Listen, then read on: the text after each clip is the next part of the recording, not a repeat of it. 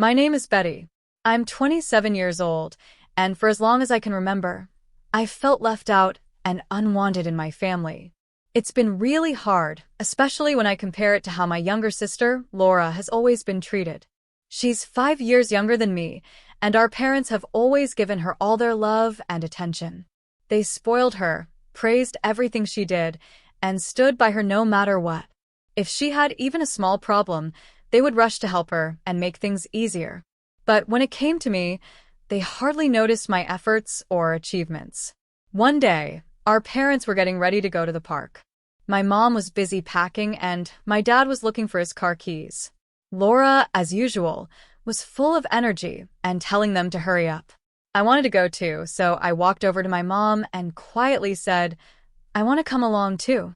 She barely looked at me and replied coldly, "Betty, you should stay home and do your homework." Her words hurt me deeply. My dad didn't say anything, and Laura happily ran out the door, saying, "See you later." I stayed behind, alone in the living room, sitting on the couch and staring out the window. The house felt so quiet, except for the ticking clock. Growing up, I was often left out like this. My parents didn't include me in family outings. They only told me to focus on schoolwork. Sometimes, Laura would come to me with a smile and ask if I wanted to play, but even then, I felt like I didn't really belong. Whenever I was doing something, Laura would always want to join me. She'd happily say, "Me too," and it felt normal to have her around. But as she got older, she started to notice how her parents treated her differently. They gave her lots of love and praise, even for small things. But when it came to me, they didn't seem to care. They didn't show interest in what I was doing or how I felt. Laura began to see this difference, and over time, she started acting like she was better than me. The sweet little sister I used to know became more distant and ruder. She would brush off my conversations and even laugh when I failed at something. Around our parents, she acted like the perfect, well-behaved child, but her attitude toward me became colder and meaner.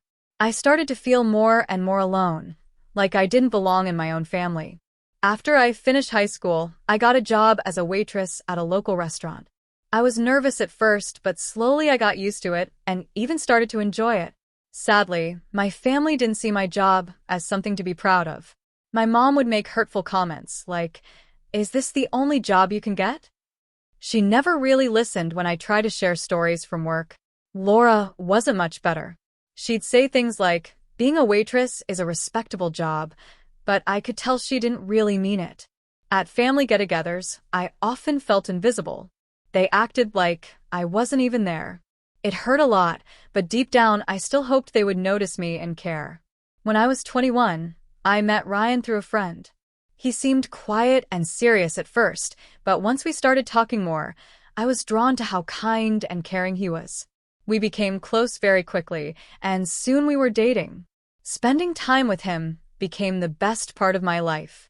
Later, we decided to move in together. My days started to feel special because of him. He made me feel safe and loved, and we shared a lot of fun outdoor adventures. As I built this new life with Ryan and focused on my job, I started to drift away from my parents and Laura. I didn't talk to them much anymore, and I was okay with that.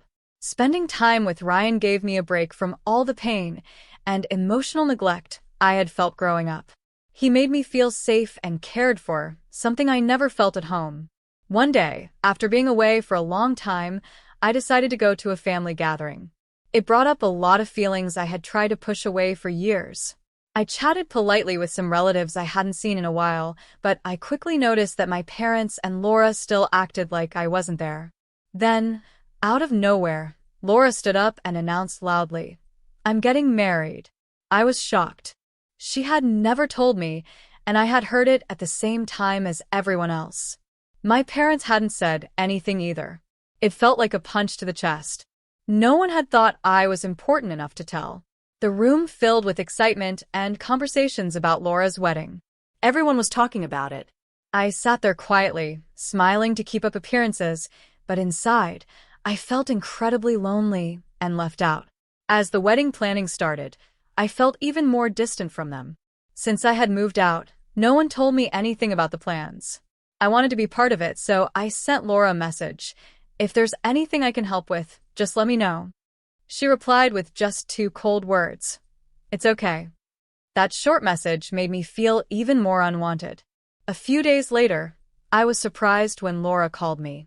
She said, Betty, can I ask you something about the wedding dress? I felt hopeful, thinking she was finally including me. But then she said something that left me speechless. You're not invited to the ceremony. I was frozen. I couldn't believe what I had just heard. Why would my own sister not invite me to her wedding? I managed to ask, why? She paused for a moment, sighed, and said, because I don't want Kevin or his parents to know that you work as a waitress. Those words hit me hard. It felt like my heart broke in that moment. I had been left out just because of my job. My voice shook with hurt and disbelief, but all she said was, that's just how it is. If you really cared about my happiness, you'd understand. I stood there, completely shocked. Laura didn't seem to understand how much her words had hurt me. It was like she had no idea how deeply I was wounded, more than she could ever imagine. Have you ever even thought about how I feel? Can you think about me for once? I asked. Laura's voice suddenly got louder. I was caught off guard and stayed quiet, knowing she cared more about her image than anything else. Fine, I'll email you the details about the dress, she said, sounding cold and annoyed. Then she hung up without giving me a chance to say more. Right then, I felt a tightness in my chest. A storm of anger and sadness started building inside me. I never thought being left out of my sister's wedding could hurt this much. I decided to talk to our parents and explain everything. But when I called, my dad just laughed and said, that must be a joke. My mom didn't believe me either. Laura would never say something like that, she said, sounding surprised and dismissive. Their reactions broke my heart. They didn't believe a single word I said. That moment made it even clearer how distant I had become from my own family. I felt crushed by disappointment. I couldn't take their cold treatment anymore. I went home, back to where I felt safe, with Ryan. He was sitting on the couch and could immediately tell something was wrong. What happened? He asked gently. This time, I didn't pretend everything was fine. I told him everything about the wedding, the hurtful call with my parents, and how alone I had felt for so long. As I finished talking, I could feel tears starting to build. Ryan stayed quiet and listened carefully. After a moment, he sighed and said something I didn't expect. There's something I need to tell you. I've actually been working as Laura's wedding planner. His words stunned me. I was shocked and unsure of how to feel. Why didn't you tell me sooner? I asked. Ryan looked uncomfortable. I knew you had pulled away from your family, and I didn't want to upset you. I thought staying quiet was best. I had mixed emotions. I appreciated that he was trying to protect me, but part of me wished he had been honest from the beginning. But Laura asked me about the dress, didn't she? I said, confused. Ryan sat beside me and gently put his arm around my shoulders. Yes, she did. I think that shows she still depends on you in some way. His calm, caring words stayed with me. Even in all the pain, they gave me a small sense of comfort. I looked up at Ryan, thinking about what he said. Maybe Laura will change her mind and invite you to the wedding, he said kindly. If she really didn't care about you, she wouldn't have asked for your help with the dress, right? Ryan gave me a gentle smile. His words made me feel a little warmer inside, but I was still unsure. Deep down, I didn't really believe Laura would invite me.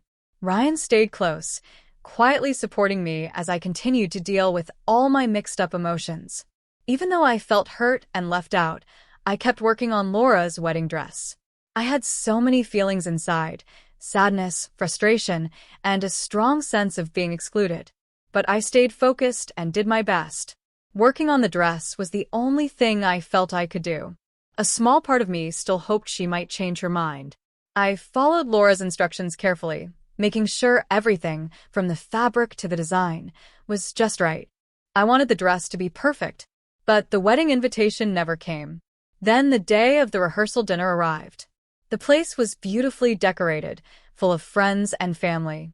Everyone seemed happy and excited. Kevin, Laura's fiancé, noticed I wasn't there. He and I had known each other since college. We weren't super close, but we had always gotten along, so it made sense he was curious about my absence. During a break, he went up to Laura and asked, "Hey, why isn't Betty here? She's your sister, right?" Laura paused for a moment, then smiled awkwardly and said, "She's just busy with work. It's nothing to worry about." Kevin looked confused and frowned a little. "But isn't it a bit strange that your sister isn't involved?" Laura seemed caught off guard. After a short pause, she said, "Maybe, but you're here, and that's what matters. Let's just enjoy the dinner." Kevin didn't look totally convinced, but he let it go and accepted her answer. After the dinner ended, something unexpected happened. I got a phone call from Laura. "Why did you tell Kevin?" she snapped, her voice full of anger. I was confused. "Tell him what?" I asked, truly not knowing what she meant. "You told him to ask me to invite you to the wedding, didn't you?" she accused. Her words cut deep. She sounded like I had betrayed her somehow. "No," I said quietly. "I didn't say anything like that," I replied. "Don't lie to me," Laura snapped. "Why else would Kevin say that? You must have made him ask me so you could get invited to the wedding." Her harsh words hit me hard. They hurt deeply. "I swear, I didn't say anything, Laura," I said, my voice shaky as I tried to defend myself. "Stop interfering with my wedding. It's none of your business." With that, she hung up. A few hours later, my phone rang again. This time it was my parents. When I answered, my mom's cold voice came through. "Betty, what were you thinking? Why are you getting involved in your sister's wedding? What do you want out of this?" I was shocked. "I didn't do anything. Kevin just asked a simple question. That's all," I tried to explain. But then my dad joined in, his voice stern and sharp. "Do you realize how much trouble you've caused, Laura? This isn't okay." I felt anger and frustration building inside me. No one was listening. No one believed me. I had done nothing wrong, and yet I was being blamed for everything. "I don't want to say anything else," I finally said. "It's clear that none of you believe me." Then I ended the call, my eyes filling with tears. Even though I was heartbroken by their words, I wasn't ready to just let it go. I was tired of being treated this way. Fueled by hurt and determination, I picked up my phone and called Ryan. "Ryan," I said, "please cancel the rental for Laura's wedding dress." There was a short silence as Ryan processed what I said, then he replied calmly and supportively. "Okay, I understand. I'll stand by your decision." Later, Ryan told me that Laura was upset and didn't understand what was going on. On the day of the wedding, the dress never showed up. Guests at the venue were whispering and confused about what had happened. The ceremony continued, but the mood had clearly changed. After the wedding, Laura confronted Ryan in anger. "Why did this happen? You were the planner. You ruined my big day." Despite everything, Laura and Kevin went on their honeymoon. But to my surprise, during the trip, I got a call from Kevin. He sounded confused and concerned. "Betty, I need to ask you something. I've tried to talk to Laura about why you weren't at the wedding, but she keeps avoiding the topic. I'm honestly confused. None of it makes sense." "I needed to know the truth," Kevin said over the phone. "That's why I'm calling you. Even though we're still on our honeymoon." I could hear the worry and confusion in his voice. I took a deep breath and replied carefully. "It's because Laura didn't want you or your parents to know I work as a waitress. She was afraid of how you might see me, especially since she didn't know we were friends."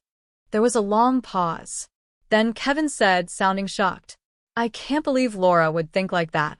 After hearing the truth, Kevin quietly took it in. But it clearly changed something for him. Later, during their honeymoon, he made a sudden and serious decision. He told me he wanted to divorce Laura. When Laura came back from the honeymoon, she went to her old house and saw a "for sale" sign in the front yard. In a panic, she called me. "What's going on? Why is the house being sold?" I took a moment before answering calmly.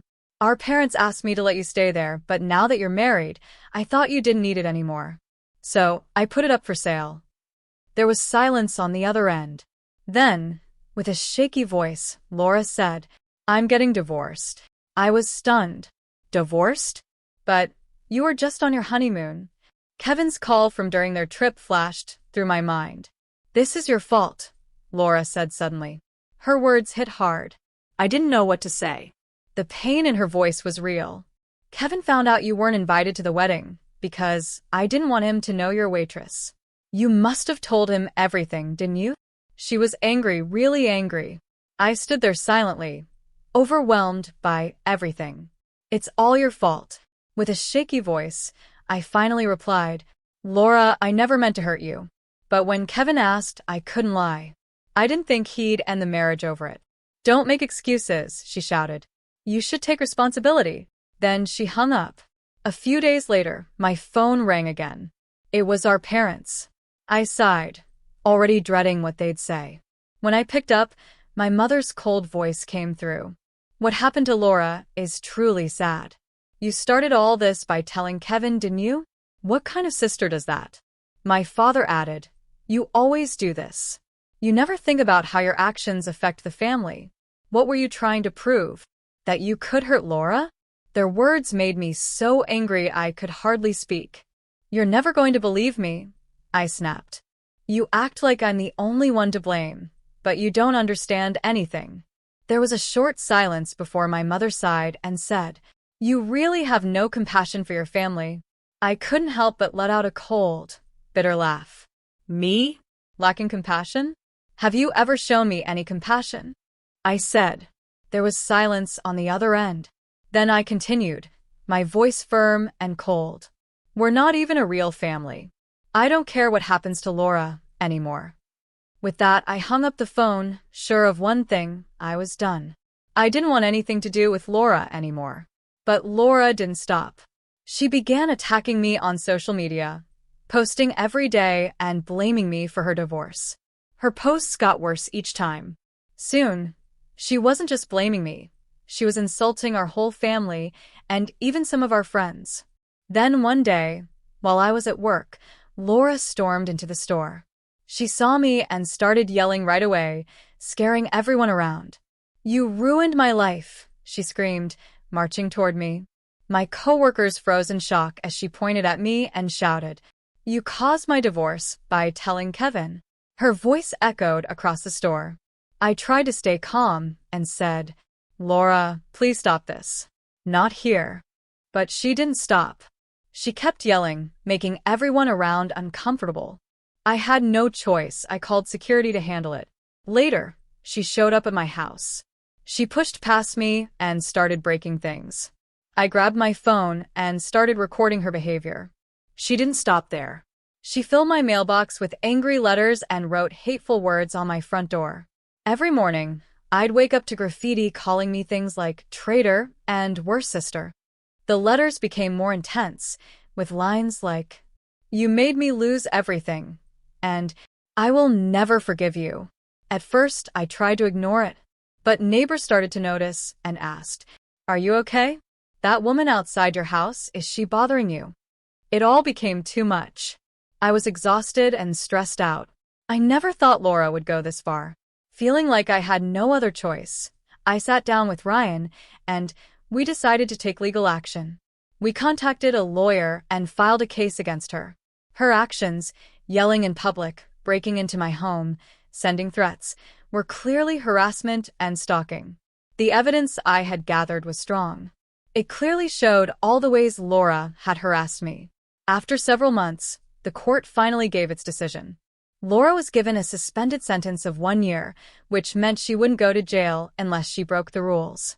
She also had to attend counseling, and the court gave me a restraining order, so she couldn't come near me again. For the first time in a long while, I felt a sense of relief. I finally had some peace and legal protection. But Laura didn't stop there. She filed a civil lawsuit against me, claiming that I had hurt her and should pay her money. I spoke to my lawyer again and decided to offer a settlement to avoid a long and stressful court fight. Eventually, after pressure from our parents, Laura agreed to settle. They told her, there's no point in dragging this out. It's better to walk away now. Even then, Laura wasn't happy. She muttered, it's all her fault, still blaming me. After the case ended and with the restraining order in place, I slowly started to feel normal again. Whenever I felt anxious, Ryan was always there for me, comforting and supporting me. The pain from everything that had happened didn't disappear completely, but I no longer felt afraid. With Ryan by my side, I could live my life in peace. We moved to a new city, leaving behind my family and all the painful memories. It was a fresh start. Every morning, Ryan and I would sit together, drink coffee, and talk about our plans for the day.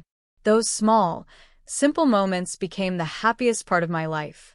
"Let's keep moving forward together," Ryan would say softly, holding my hand. His touch warmed my heart and helped heal the pain that still lingered.